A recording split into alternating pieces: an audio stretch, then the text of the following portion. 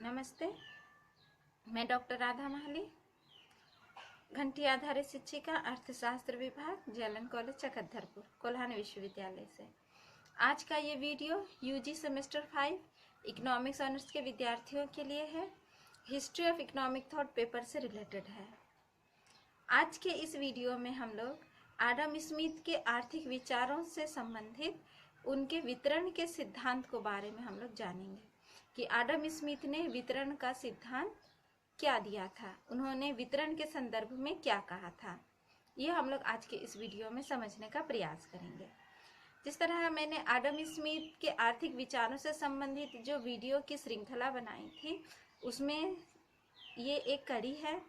मैं आडम स्मिथ के आर्थिक विचारों को तोड़ तोड़ के आप लोगों को इसलिए बता रही हूँ ताकि शॉर्ट क्वेश्चन भी आप लोग अच्छे से करने सके।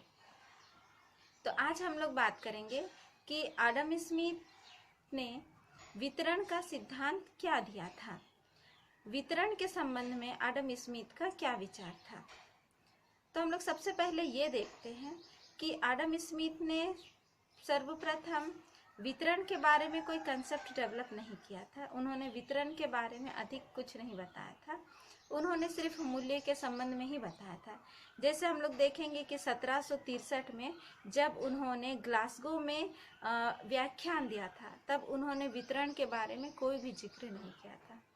लेकिन बाद में उन्होंने वितरण के संदर्भ में जो भी कहा, देखने से ऐसा लगेगा कि जो प्रकृतिवादी विचारक थे, उनके विचारों का कुछ असर आडम स्मिथ पर भी पड़ा था, जिसके लिए उन्होंने वितरण से संबंधित अपने कुछ विचार दिए थे।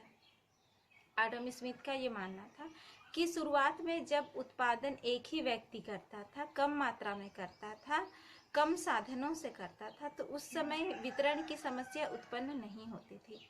लेकिन जैसे जैसे सामाजिक क्रिया का विकास होने लगा, आर्थिक क्रिया का विकास होने लगा और उत्पादन के अधिक साधनों का प्रयोग किया जाने लगा, तो वितरण की समस्या यहाँ उत्पन्न होती है। आडम स्मिथ ने वितरण के संदर्भ में 3 भागों को लिया था कि लगान का निर्धारण कैसे होना चाहिए, मजदूरी का निर्धारण कैसे होना चाहिए और लाभ अथवा ब्याज का निर्धारण कैसे होना चाहिए। आडम स्मिथ ने पहले मूल्य के सिद्धांत के बारे में बताया था, हम लोग पहले के वीडियो में इसमें चर्चा कर चुके हैं। तो आडम स्मिथ का कहना था कि किसी भी वस्तु का प्राकृतिक मूल्य कम से कम इतना होना चाहिए कि वो लगान, मजदूरी और लाभ अथवा ब्याज, इन तीनों का भुगतान वो कर सके। क्योंकि जैसे जैसे आर्थिक क्रियाएं बढ़ती है, ऐसा भी हुआ कि जो उत्पादन के जो साधन थे, जैसा भूमि या पूंजी, उनके मालिक कोई और होते थे और कोई दूसरा व्यक्ति उत्पादन करने हेतु इनका प्रयोग करता था, तो बदले में उसे भुगतान की आवश्यकता पड़ती ही थी। तो इसीलिए आडम स्मिथ ने वितरण का सिद्धांत दिया। हालांकि आडम स्मिथ का वितरण का सिद्धांत बहुत ही संतुष्टिपूर्ण नहीं है, ये भी कई संदेहों से घिरा हुआ है, या हम लोग कह सकते हैं कि इन्होंने वितरण के बारे में जो कहा वो भी पूरी जानकारी नहीं दी है, उसमें बहुत कुछ अपूर्णताएं हैं। लेकिन चलिए फिर भी हम लोग ये जानने का प्रयास करेंगे कि उन्होंने वितरण के संबंध में क्या कहा। अब पारी पारी से हम लोग देखेंगे कि लगान के निर्धारण के संबंध में उन्होंने क्या कहा, और फिर मजदूरी के निर्धारण के लिए क्या कहा, और हम लोग देखेंगे कि लाभ या ब्याज के निर्धारण के लिए उन्होंने क्या कहा था। तो सबसे पहले हम लोग देखते हैं कि लगान के संदर्भ में आडम स्मिथ का क्या कहना था। आप देखिएगा कि लगान के लिए जो उन्होंने जो विचार दिए हैं, उसमें सबसे पहला विचार था कि उन्होंने लगान को एकाधिकारी कीमत कहा था। उन्होंने ये माना था कि लगान भूमि में एकाधिकारी शक्ति का परिणाम है। जब समस्त भूमि का प्रयोग होने लगता है, तो जिस व्यक्ति के पास भूमि अधिक थी, वो अपनी भूमि किसी और को देगा, तो बदले में वो लगान मांगेगा ही। तो इसीलिए उन्होंने लगान को एकाधिकारी कीमत कहा था, और उन्होंने कहा था कि लगान जो है वो एकाधिकारी शक्ति का परिणाम है, और इसीलिए लगान जो है वो एक एकाधिकारी कीमत है। अब लगान के संदर्भ में आडम स्मिथ ने अपने दूसरे विचार दिए, लेकिन ये दूसरा विचार जो है वो पहले विचार के तुलना में बिल्कुल अलग है।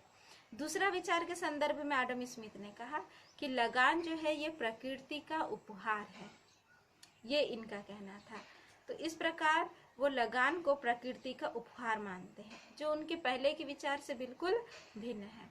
एडम स्मिथ का कहना था कि जब भी उत्पादन किया जाता है तब भूमि पर व्यक्ति को भी काम करना पड़ता है। इसका मतलब है कि भूमि के साथ साथ मानव शक्ति को भी काम करना पड़ता है और दोनों के सहयोग के चलते ही उत्पादन संभव हो पाता है।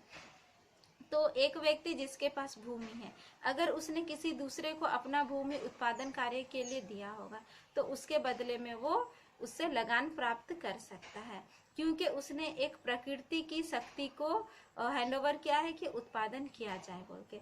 तो इस प्रकार हम लोग देखते हैं कि भूमि में मतलब एडम स्मिथ का कहना है कि भूमि में जो भी उत्पादन होता है वो थोड़ा अधिक उत्पादन होता है, और अधिक उत्पादन तभी हो पाता है जब प्रकृति और मनुष्य एक दूसरे के साथ में मिलकर काम करते हैं। तो चूंकि भूमि के रूप में प्रकृति की शक्ति को सहयोग के रूप में वो व्यक्ति प्राप्त करता है उत्पादन के लिए, तो इसीलिए उसे लगान देना चाहिए। तो यही कारण है कि एडम स्मिथ ने लगान को प्रकृति का उपहार कहा। लेकिन यहाँ आप ये ध्यान रखिएगा कि एडम स्मिथ का कहना था कि उन्होंने लगान को मूल्य का कारण कहा था, उसका परिणाम नहीं कहा था। और जैसा हम लोग तभी बोले कि उन्होंने आय के वितरण को 3 भागों में बांटने की बात कही, लगान, मजदूरी और लाभ अथवा ब्याज। तो जब लगान दे दिया जाता है तो उनका कहना है कि वितरण में एक हिस्सा बट गया है, एक हिस्सा दे दिया गया है, जो जमीन को मिलना चाहिए था वो एक हिस्सा जमीन का हो जाता है।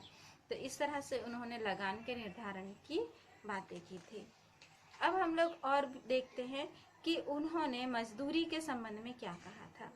मजदूरी के संबंध में उनका कहना है कि मजदूरी जो है वो श्रमिकों और मालिकों के बीच में प्रतियोगिता का परिणाम है, प्रतियोगिता द्वारा निर्धारित होती है।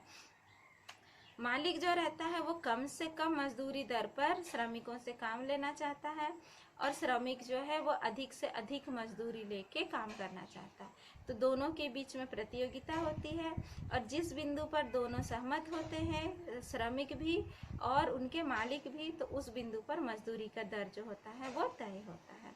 लेकिन यहाँ एडम स्मिथ ने यह भी कहा कि मजदूरी का जो दर है वो निर्वाह स्तर से नीचे कभी भी नहीं जाता है, यानी कि मजदूरी का जो दर है वो जीवन निर्वाह लागत के बराबर जरूर होता है, उससे नीचे वो नहीं जाता है।